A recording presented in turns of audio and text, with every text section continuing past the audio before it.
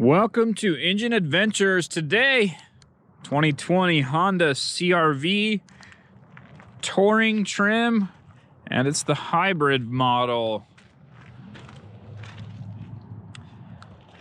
I've actually really enjoyed this hybrid.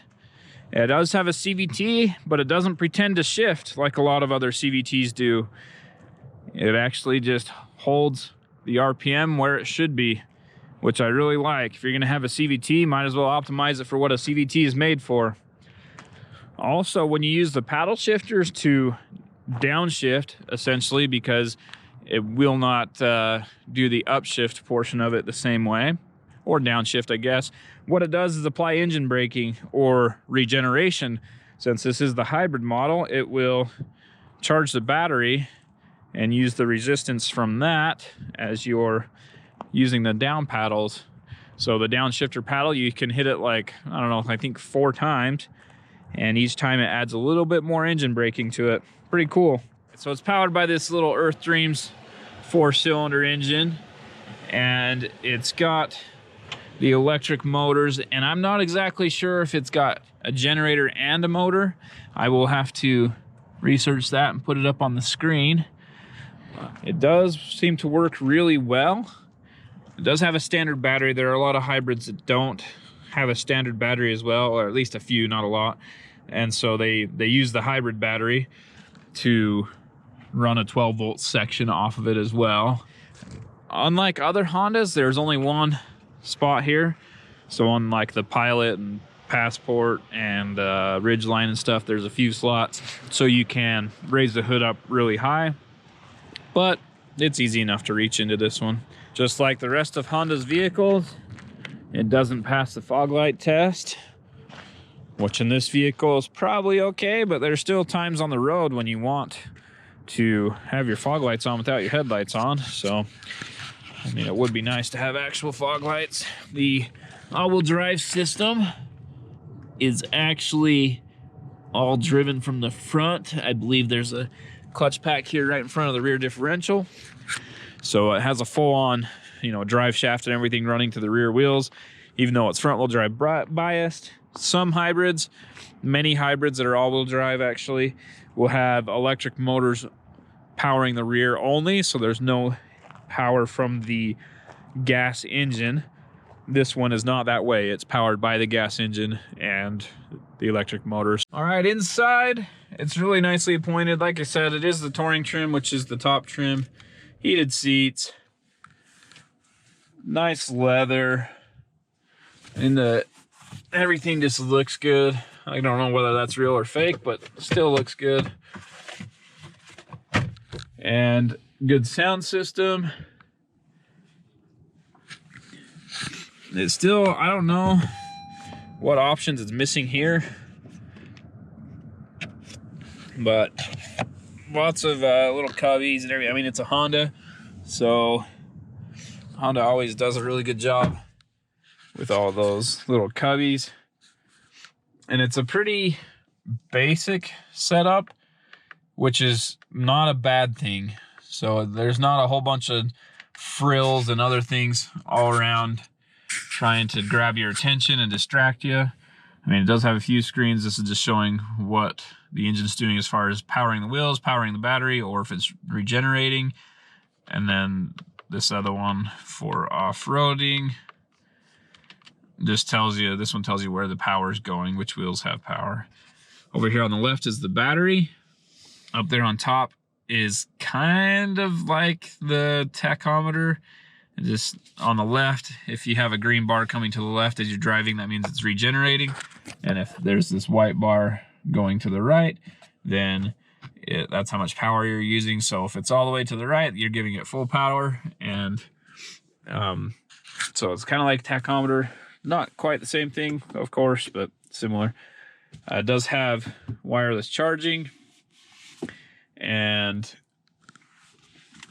again, Honda storage. Honda always has interesting storage solutions. There's a power outlet down there, 2 USB ports up here. It only has the 3 drive modes. You have full EV, economy, and sport. Full EV, it's a little bit hard to drive in full EV mode. This one was actually easier than other vehicles I've driven. Some vehicles I've driven, you go to full EV mode, and as soon as you hit 20 miles an hour, 25 miles an hour, it switches out of EV mode, or if you push the gas a little bit too much. This one, they give you a little more leeway on pushing the gas, but anyway, this one does pretty good at staying in EV mode only instead of kicking on that gas engine. Up here, my big Tifosi Jet sunglasses do fit in there. Not very many vehicles have that, so I was happy to see that. And then of course, it's got the sunroof, and you can set the mirror up if you do it right. There we go. So you got that mirror that can show you everyone in the car. Let's jump in the middle row real quick. I don't know if there were too many features. I mean, it does have, before we jump in the middle row, the heated steering wheel, the adaptive cruise control, and those bars are how far away you are from the vehicle in front of you. It's got the lane keep assist. It's got road departure mitigation. And so I've been trying to do better about testing all this stuff, but every single time I use it in any vehicle, it does something weird. And so I was just driving down the freeway. To me, the lines were perfectly clear. Somehow it picked up a crack in the road or something. I have no idea what it picked up, and it tried to swerve basically out of the lane into the lane next to me. Luckily, I was paying pretty close attention. But other than that, the system worked well for, I don't know, maybe half an hour of driving. And then I turned it off after that just because I don't want something to happen when maybe there's a car right next to me or a semi and I'm really close to other vehicles, and it just decides that it's going to make a sharp right-hand turn in the middle of the freeway. So I turned it off, and you know, those systems are great, but they're just not there yet. So I usually turn them off. This time I tried it out and I still had to turn it off. Let's jump in the back seat, take a look around. Back here, there's plenty of room. That's my driving position.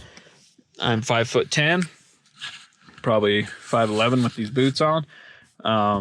But there's a decent amount of space there for me in my driving position. I actually slid the seat back a little bit so I could show you the steering wheel and stuff a little easier.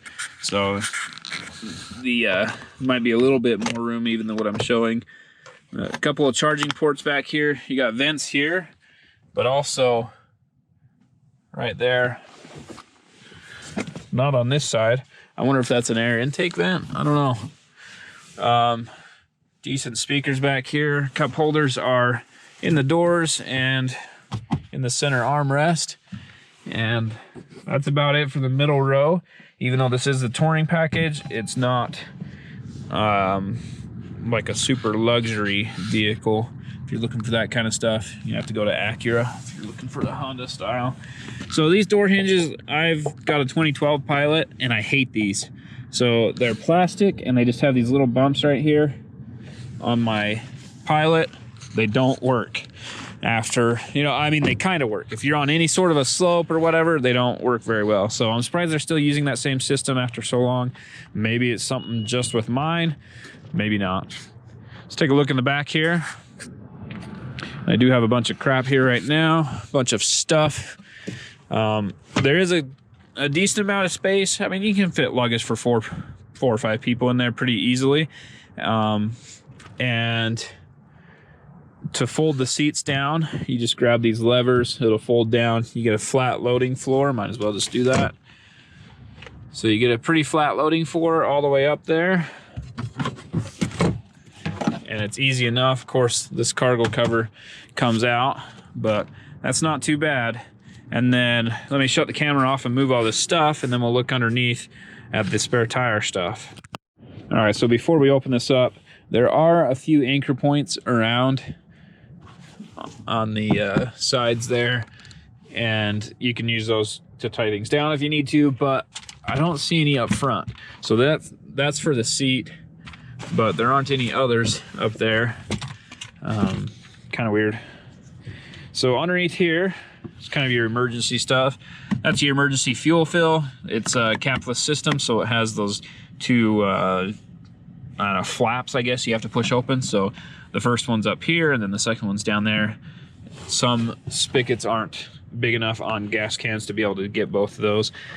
So they include these with a lot of vehicles. I don't know if I've explained that in other videos, probably have. But so an interesting thing under here. So you got this huge thing. I don't know why that's so deep. I mean, I guess I would personally, if I wanted more storage in there, maybe remove that. So you could use this whole thing as storage. And then down here, they just give you basically a flat repair kit. And let's see if I can undo that. Anyway, that's an air pump, 12-volt air pump, and it has right here. So you have the air setting, you can flip that over to repair setting, and that'll pump in basically the slime or whatever if you've used that stuff before to help seal it, and then you pump it up. It's a more efficient way than using a spare tire, but you know, if you have a blowout or something big, of course it's not going to work for that. So one thing up front here, you have a volume knob, but it doesn't translate into a tune knob at all. So you just have the one there. You can control them from here, and if you just touch it and let go, it goes to your presets. If you touch the button and hold it down, left or right, it will switch through stations one at a time. Otherwise, you got to come over here and switch through them that way. Not the worst thing in the world, especially if you just have a few presets you listen to. You can scroll through them there on the steering wheel easily.